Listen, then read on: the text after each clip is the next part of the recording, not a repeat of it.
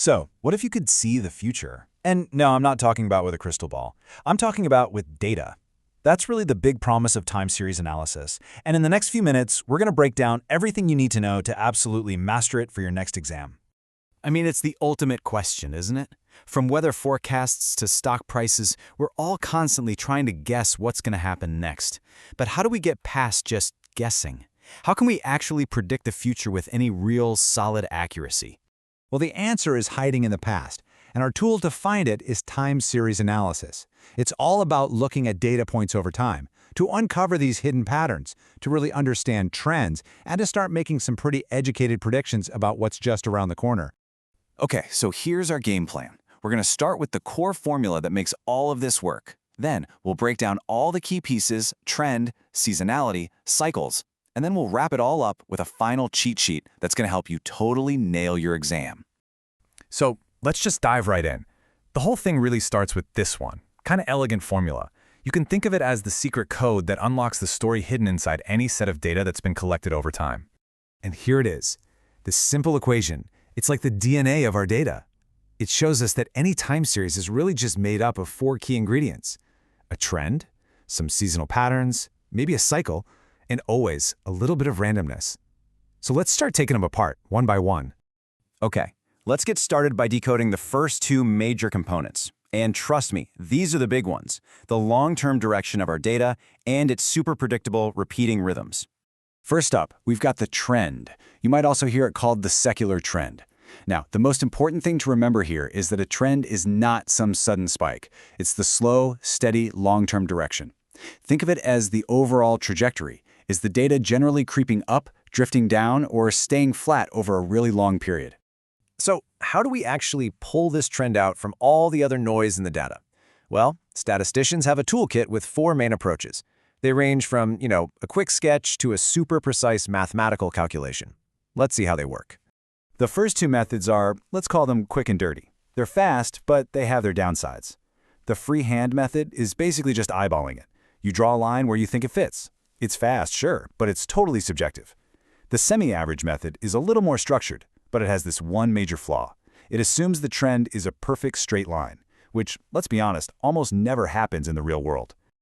Okay, now we're getting a bit more sophisticated. The moving average method is fantastic because it helps to smooth out all the little bumps and short-term jumps in the data.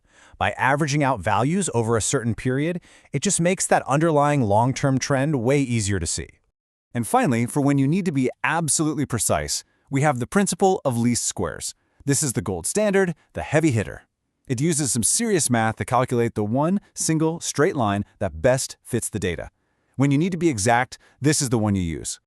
So that's the long-term trend. Now let's look at piece number 2, seasonal variations. These are the predictable patterns that repeat over and over again, usually within a single year. Think of them like the regular rhythms in your data, often driven by things like actual seasons or holidays. For example, you know that spike in demand for winter coats that happens every November? That's a seasonal variation. That huge surge in sales for sweets during Diwali every single year? Another perfect example of a predictable seasonal pattern. So how do we measure this? Well, the exact math can get a little hairy, but the basic idea is actually pretty simple. First, you figure out that overall trend we just talked about. Second, you literally remove that trend from your data. And third, you average out whatever is left over for each period, like for each quarter, to find that specific seasonal effect. All right, we have totally covered trend and seasonality. Now it's time to decode the last 2 pieces of the puzzle, and these can be a little trickier. We're talking about the big economic waves and the total wildcards in our data. Our third component is called cyclic variation. Now, this can sound a lot like seasonality, but here's the absolute key difference. Seasonal patterns happen within a year, while cyclic patterns happen over many years. The classic example is the business cycle, which moves through these long phases of prosperity, then decline, depression, and finally recovery. And that brings us to the final piece of our formula, the irregular or random component. This is basically the catch-all for everything else. It's for all the unpredictable shocks and weird fluctuations that just don't fit into any pattern and are completely, totally beyond our control. And we are not talking about small bumps here. We are talking about major, disruptive events that can just throw any forecast completely off track. Things like earthquakes, wars, sudden floods, or major political revolutions. These are the ultimate statistical headaches because there's just no way to predict them. So, we've officially broken down all 4 components of our secret formula. Now, let's pull it all back together for the ultimate summary. This is your exam cheat sheet. So in the end, it all comes back to this. Any data point you see over time is just the sum of its 4 parts. You start with the long-term trend. You add in the predictable, yearly, seasonal patterns. Then you layer on the multi-year economic cycles. And finally, you just have to account for those unpredictable, random shocks. That is it. That's the entire model in one shot. So, we've cracked the code. By breaking down any data set into these 4 fundamental pieces, you can go from just staring at numbers to truly understanding the story they're trying to tell. You can see the past way more clearly, and you can start to forecast the future with a lot more confidence.